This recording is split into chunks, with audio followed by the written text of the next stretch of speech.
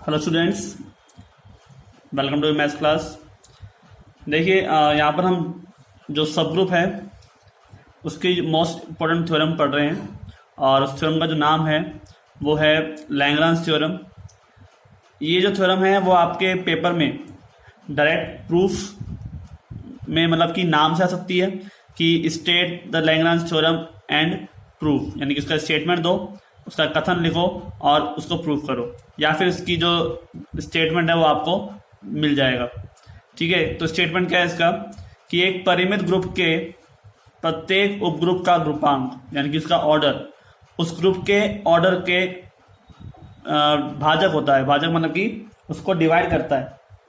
ठीक है, अगर हम बात करें इंग्लिश में तो द ऑर्डर ऑफ ईच सब group of a finite group is a divisor of the order of the group.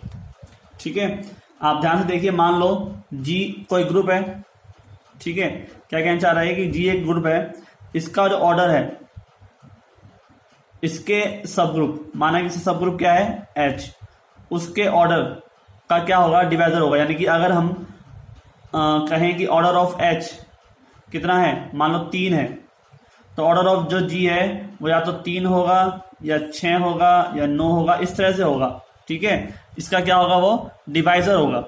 Right, कि हम कह सकते हैं कि order of G upon order of H करने पर हमें कोई ना कोई नंबर आपको मिलेगा। जैसे मान लो यहाँ पर 9/3 करने पर 3 मिल गया। ठीक है, और इस तरह से आपको कोई ना कोई कांस्टेंट वैल्यू आपको मिलेगी दोनों का ऑर्डर डिवाइड करने पर। ऐसा नहीं होगा कि ऑर्डर ऑफ एच की वैल्यू आपके पास 2 है तो ऑर्डर ऑफ जी की वैल्यू आपके पास क्या है 5 है। ठीक है, इस तरह से नहीं, प्रॉपर डिवाइजर होगा इसका। ठीक है, ऐसा नहीं आप यहाँ पर 5/2 करने पर आपको प्रॉपर एक वैल्यू नहीं मिले। ठीक है, तो इस हिसाब से हम इसको प्रूव करते हैं। तो शुरुआत करते हैं इसकी, हम इसको कोसेट से ही प्रूव करेंगे। ठीक है, कोसेट हमने जो पढ़े थे, क्योंकि कोसेट जो होता है वो भी तो एक ग्रुप का सब ग्रुप ही होता है।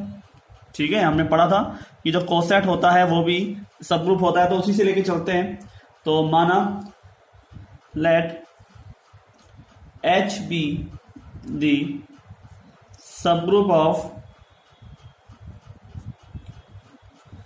फाइनाइट ग्रुप जी। ठीक है, जो एच है वो फाइनाइट ग्रुप जी का सब ग्रुप है और हम उनका ऑर्डर ले लेते हैं। And order of H equal to में एम, माना कि ऑर्डर ऑफ एच क्या है एम है, एंड ऑर्डर ऑफ जी कितना है एन है। ठीक है, हम ये तो मानते हैं कि ऑर्डर ऑफ जो एम है वो छोटा होगा ऑर्डर ऑफ एन से। ठीक है, सब ग्रुप का ऑर्डर जो है उससे ऑर्डर से कैसा होगा, छोटा होगा।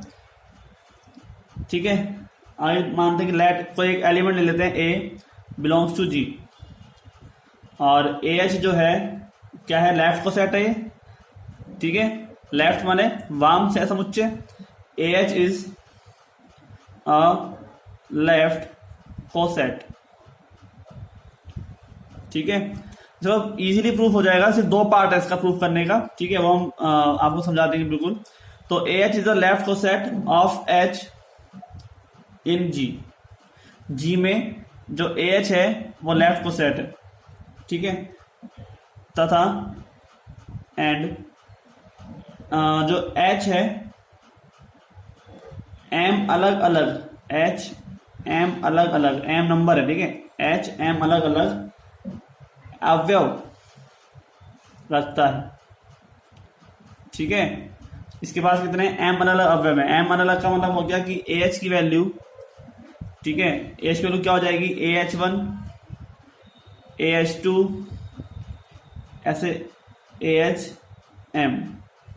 ठीक है, एम टोटल नंबर हो जाएंगे। तो अब हम सबसे पहले प्रूफ क्या करना चाहते हैं, हम इसमें प्रूफ क्या करेंगे, ये प्रूफ करेंगे कि जो सारे नंबर है ना वो अलग अलग हैं।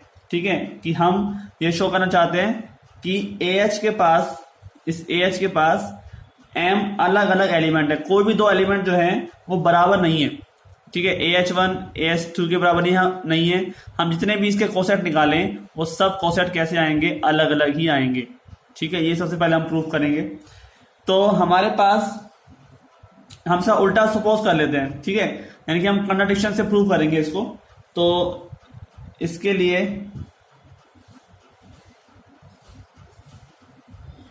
We suppose converse, that's mean, तो मतलब क्या होगा कि हमारे पास दो एलिमेंट कैसे हैं, बराबर है।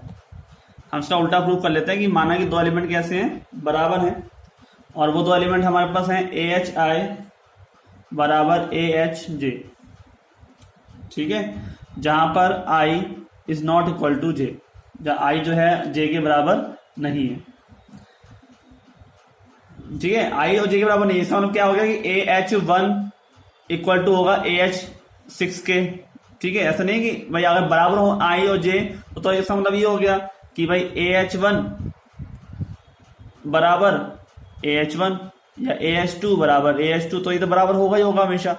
लेकिन जब I is not equal to J है तो इसका मतलब क्या है कि AH1 बराबर किसके है, AH6 के, या AH2 बराबर है AH9 के, कुछ भी ले लो, क्योंकि ये वैल्यू तो बराबर नहीं ना आपस में, समझ में आ गया। तो इस हिसाब से हमारे पास इस तरह टर्म बराबर है जब ये चीज बराबर नहीं है, ये चीज हम मान रहे हैं, ठीक है, सपोज किया हमने। और अब हम इसको उल्टा मैं इसको गलत सिद्ध करके देखेंगे कि HI बराबर HJ, ठीक है, एलिमेंट जो है वो बराबर हो गए, ए से हमने मल्टीप्लाई किया, वो बात वही आ जाएगी। तो और HI और HJ कहां से आ रहे हैं, ये आ रहे हैं H में से, कैपिटल H में से, ठीक है। इसका मतलब क्या हुआ, H has two same element, ठीक है, जो H है उसके पास क्या है, दो एलिमेंट कैसे हैं, सेम है। इसका मतलब क्या हुआ, अगर दो एलिमेंट सेम है तो हमने जो स्टार्टिंग माना था कि ऑर्डर ऑफ H कितना है, M है, तो M नहीं रहेगा, क्योंकि जब दो एलिमेंट सेम हो जाएंगे तो ऑर्डर M से तो कम हो जाएगा ना। भाई हमारे पास अगर किसी भी G के पास 1 2 3 4 5, ये ऑर्डर ऑफ G कितना है, हमारे पास 5 है, और हम आपसे कहें कि भाई यहाँ पर भी 3 है और यहाँ पर भी 3 है, ठीक है, तो आप बताइए क्या ऑर्डर 5 रहेगा, नहीं ना। आप इस 3 को अलग अलग थोड़ा काउंट करोगे, इन दोनों तीनों को तो एक साथ ही काउंट करोगे ना, तो इसका मतलब ऑर्डर कितना रह जाएगा, 1, इसको पूरे को 1 मान लिया तो 2 3 और 4, यानी कि 5 से कम हो गया, ठीक है। ऑर्डर 4 है वो 5 से कितना हो गया, कम हो जाएगा, तो जो हमने पहले माना था वो तो गलत हो जाएगा चीज, ठीक है। तो इसका मतलब कि ऑर्डर ऑफ H जो है वो नॉट इक्वल टू M रहेगा, और रहेगा क्या वो M से कम, ठीक है। तो ये क्या है हमारे पास, इट्स कंट्राडिक्शन, ये क्या है हमारे पास, इसका ये विरोधाभास है कि जो चीज हमने मानी है वो सही नहीं है, ठीक है। इसका मतलब क्या हुआ कि प्रत्येक left cosets AH has M distinct माने अलग अलग, डिस्टिंक्ट एलिमेंट, ठीक है। जो left coset AH has M distinct element, अलग अलग आपके पास होंगे, ठीक है। ये चीज हमने प्रूफ हो गई। हमने ये चीज क्यों प्रूफ करी कि हम ये बताना चाह रहे थे आपको कि आप चाहे कितने भी लेफ्ट कोसेट बना लो AH के, AH1 AH2, लेकिन सबके पास उतने ही एलिमेंट होंगे जितने एलिमेंट AH के पास है, यानी कि M ही उसका ऑर्डर होगा, उसका ऑर्डर या उसके एलिमेंट कम नहीं हो सकते। आपने बात देखी भी है, ठीक है, जैसे कल हमने बनाए थे H+1 H+2, तो क्या इनके अंदर एलिमेंट अलग अलग थे क्या, नहीं ना, एलिमेंट तो सेम थे, ठीक है, बस रिपीटेशन हो रही थी इसके बाद वाले टर्म में। तो आपने कल जो हमने देखे थे कोसेट बनाना, उसमें आप देख सकते हो कि जितने भी एलिमेंट्स बनेंगे, ठीक है, वो सब में जितने भी कोसेट बनेंगे उन सब के अंदर एलिमेंट जो है वो सेम होंगे प्रत्येक कोसेट, ठीक है। तो अब हम आगे प्रूफ करते हैं डिकम्पोजिशन मेथड से, ठीक है। हम जानते हैं कि G कैसा है, फाइनाइट नंबर है, सिंस G इज फाइनाइट, ठीक है, G फाइनाइट है, सो बाय लेफ्ट कोसेट्स डिकम्पोजिशन, थोड़ा इंग्लिश में ही पढ़ लें आप, क्योंकि हिंदी मीडियम वाले बच्चों को तो रोज ही पढ़ते हैं, इंग्लिश मीडियम वाले बच्चों का ध्यान रखना पड़ेगा, ठीक है। तो डिकम्पोजिशन ऑफ जी, जो जी एक फाइनाइट नंबर है, तो डिकम्पोजिशन का मतलब होता है कि जी के पास जितने भी मतलब जी कैसे आ सकता है कि उसके पास जितने भी कोसेट हैं उन सब का यूनियन कर दिया जाए, ठीक है। जितने भी कोसेट्स हैं अगर मैं उसका यूनियन कर दूं, ठीक है, और यूनियन कर दूं तो यूनियन करने के बाद यहाँ पर ए एच का मानो मैं यूनियन कर रहा हूं, और A H I belongs to I equal to 1 to n लगा लो, ठीक है, या एम लगा लो कि एम नंबर दे रखे थे उसमें। तो इसका नाम मैं कहूंगा आपसे कि जी जो है वो सभी कोसेट्स का अगर हम यूनियन करता हूं तो उसके इक्वल आएगा, जहां पर जी कैसा है, फाइनाइट नंबर है, ठीक है। चाहे वो लेफ्ट कोसेट हो चाहे वो राइट कोसेट हो, दोनों में से चाहे कोई सा भी हो, वो सब उसके कॉम्पोजिशन के इक्वल ही आना चाहिए, ठीक है। तो इसमें हम आगे चलते हैं, तो हम उसको कैसे लिख सकते हैं, देखिए G equal to A1H union A2H union A3H, ठीक है, यूनियन। ऐसे करते करते हम मान लेते हैं कि इसके पास K एलिमेंट है, और जहां पर A1H इंटरसेक्शन A2H करूंगा तो फाई आएगा, मतलब कि दोनों में कुछ भी कॉमन नहीं है, सब कैसे हैं, डिस्टिंक्ट हैं, अलग अलग है। एलिमेंट सब में एम है, लेकिन एलिमेंट एम के अलावा सबके एलिमेंट कैसे हैं, अलग अलग हैं। ये आपको ध्यान में रखना है, आपने देखा भी है सबके एलिमेंट अलग अलग ही आते हैं, ठीक है। तो हमारे पास जो जी है, मतलब हम क्या प्रूफ करना चाह रहे हैं कि एलिमेंट कैसे, इसको हम कौन कौन से कोसेट लिए हमने, तो हम ये कह रहे हैं आपसे कि जी के पास एन एलिमेंट है, आप जानते हो, और उसी में से एच एलिमेंट किसको दे दिया उसने, एच के पास है, ठीक है। एच के पास कितने एलिमेंट है, एम। भाई जी के पास एलिमेंट कितने हैं, ऑर्डर ऑफ जी कितना है हमारे पास, एन है, और ऑर्डर ऑफ एच उसी में से दिया है कितना, एम एलिमेंट। अब वो एलिमेंट ऑर्डर ऑफ एच के जो एक जैसे हैं, ठीक है, तो अगर हम एच का कोई एलिमेंट लेकर एच का ही कोसेट बनाएंगे तो कैसा आएगा, एच के बराबर ही आएगा, ठीक है। तो वो एलिमेंट हमको अलग करना है जो सेम सेम है, ठीक है। वो सारे कोसेट हमको एक साथ रखने हैं, जो अलग अलग है उन सबको तो एक साथ रखना है। जो एलिमेंट जो सेम सेम कोसेट है वो आपको जब मिल जाते हैं तो उसको तो अलग कर दो, ठीक है। एच के कोसेट जो जी से मैच करेंगे उन्हें तो हम क्या करेंगे, अलग कर देंगे, और जो जी से मैच नहीं कर रहे हैं, डिस्टिंक्ट हैं, उसको हम क्या लेंगे, एक साथ लेकर चल देंगे। इसका मतलब क्या हो जाएगा कि ऑर्डर ऑफ जी बराबर order of A1H plus order of A2H plus order of AKH, ठीक है। मतलब सबका ऑर्डर बराबर हो गया, सबका ऑर्डर ऐड करने पर ही तो जी आएगा, ठीक है। अब इसका अगर मैं ऑर्डर कितना है, n है, तो इन सब के कितने हैं, m टाइम्स, सब में m एलिमेंट थे, हम देखे थे कितनी बार, k टाइम्स। तो ये चीज हम तो जानते हैं ना कि ऑर्डर ऑफ AH किसके बराबर है, ऑर्डर ऑफ H के है, क्योंकि AH कहां से मिलके बना है, H का एलिमेंट ही तो है, उतने एलिमेंट तो होंगे AH में जितने H में, राइट।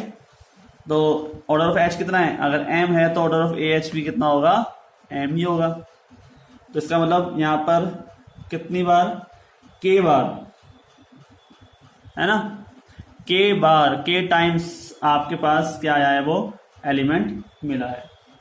तो m तो क्या हो जाएगा, ऑर्डर ऑफ g, और ये हो जाएगा आपका ऑर्डर ऑफ h। m का मतलब कितना हो गया, ऑर्डर ऑफ h। तो order of g upon order of h बराबर क्या हो गया, k। मतलब कि अगर हम ऑर्डर ऑफ g में ऑर्डर ऑफ h का भाग दें तो आपको कोई ना कोई वैल्यू मिलेगी, k मिलेगी, और वो क्या बनाएगा कि ऑर्डर ऑफ h जो है वो ऑर्डर g का क्या है, डिवाइजर है, ठीक है। तो मतलब क्या हुआ, ऑर्डर ऑफ g का क्या है, ये डिवाइजर है। तो आप इस तरह से हमने जो थ्योरम है लैग्रांज वो हमने प्रूफ कर ली, ठीक है। बहुत ही अच्छी थ्योरम है, इंपॉर्टेंट थ्योरम है, कई बार आपके पास एक तरह से एग्जाम्पल्स में भी काम आ जाती है, ठीक है। तो जैसे हम आपसे कह दें कि ऑर्डर ऑफ जी आपको दे दिया गया है और हम कहीं कोई नंबर्स को डिवाइड कर रहा है तो ऑर्डर ऑफ एच बताओ, तो वही हम इसको सॉल्व कर सकते हैं। तो इस हिसाब से हमने ये थ्योरम प्रूव करी, आप समझ में आ गया होगा, ठीक है, अच्छे से, कोई दिक्कत नहीं है, स्टेप है आपने समझा, ठीक है। यहाँ पर मैं इसको ए आई कर देता हूँ कि एच तो एच के बराबर ही है। तो मिलते हैं नेक्स्ट वीडियो में, आज के लिए इतना ही, ठीक है। इसके ऊपर बेस एक तो हम कहें तो कोरोलरी यानी कि इसकी उपप्रमेय और है, ठीक है, वो हम करेंगे नेक्स्ट वीडियो में प्रूफ। तो आज के लिए इतना ही। आपके पास इस थ्योरम को मोस्ट लगाकर आप प्लीज दोबारा से अच्छे से करिए, ठीक है। ऐसा नहीं है कि हमने इसमें ज़्यादा कुछ अलग से नहीं किया, इसलिए मैं इसको वेरी वेरी मोस्ट पहले लगा दिया कि ये थ्योरम कई बार बाय स्टेटमेंट भी आती है और नाम से भी आ जाती है। अगर नाम से आ जाए और आपको स्टेटमेंट ही ना पता हो तो आप उसको प्रूफ कैसे करेंगे, ठीक है। स्टेटमेंट ही ना अगर आपको पता हो तो आपको प्रूफ कर सकते नहीं है, जैसे स्टेटमेंट याद होना जरूरी है। ऐसी कई थ्योरम्स हैं जो इम्पोर्टेंट है, ठीक है। तो धन्यवाद।